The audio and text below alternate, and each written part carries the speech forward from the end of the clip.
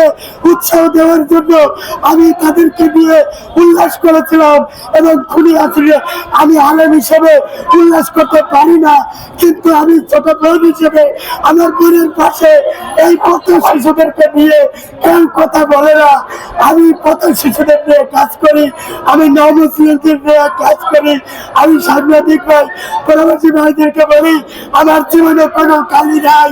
আমি একজন আলেম, আমি কোনো দর্শক না, কিন্তু আমি কোনো লুচ্চা না, আমি কোনো পাগল বা মাসরুদ না। আমি একজন সমাজসেবক, আমি সমাজের একজন পথ শিশু, আমি সমাজের একজন এতিম। আমি আগে হিন্দু ছিলাম, আমাকে আল্লাহ ইসলাম দিয়েছে, আমি ইসলামের শাহাদাত সাধন করে আমি নিজে গর্বিত।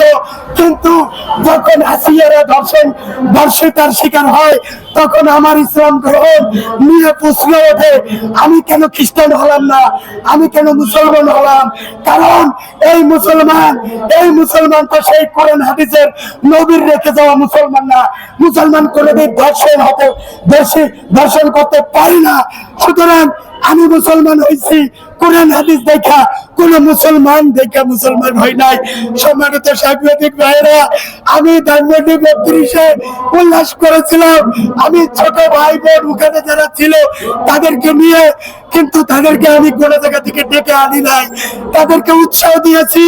এই কাঠ বালু পাথরের নিষ্ঠুর রাজধানীতে তোমরা সংগ্রাম করে বেঁচে চলো বোন, তোমরা সংগ্রাম করে বেঁচে চলো। এই হলো আমার, আমি পথ শিশুদের পক্ষে, আমি নির্যাতিত নবমুসলিমদের পক্ষে। পবিত্র রমজান মাস চলে গেল, আমাদের কথা কেউ বলে না, মসজিদের ইমামেরা বলে না। আমি আরেকটা কথা বলতে না, এই পান্থপথে এই দলাদলির কারণে নিরীহ মানুষকে আমিনিক বানিয়ে অত্যাচার করতেছে। মোহাম্মদপুরে অনেক মাদ্রাসায় লাওয়াতাব্বা সমকামিতা হয়, এটা জানি, কিন্তু সেই সমকামিতার বিচার আদালত পর্যন্ত যায় না। সেই ধর্ষণের বিচার, পুরুষকে ধর্ষণ করছে, মেয়েকে ধর্ষণ করছে। আরে ভাই, আমি নিজে চোখে দেখছি, জানছি, নিজে চোখে আমি প্রত্যক্ষ সাক্ষী যে মেয়ে ছেলেকে নিয়ে ধর্ষণ করছে।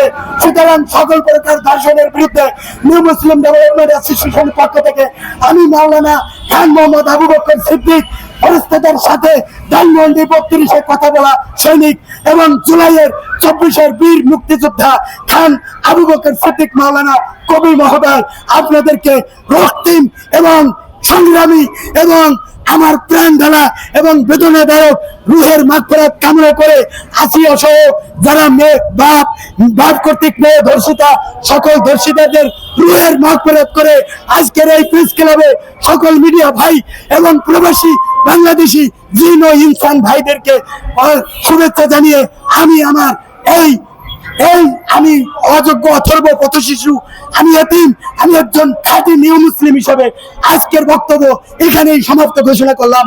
ও আখিরি দাওয়ানা আলহামদুলিল্লাহি রাব্বিল আলামিন।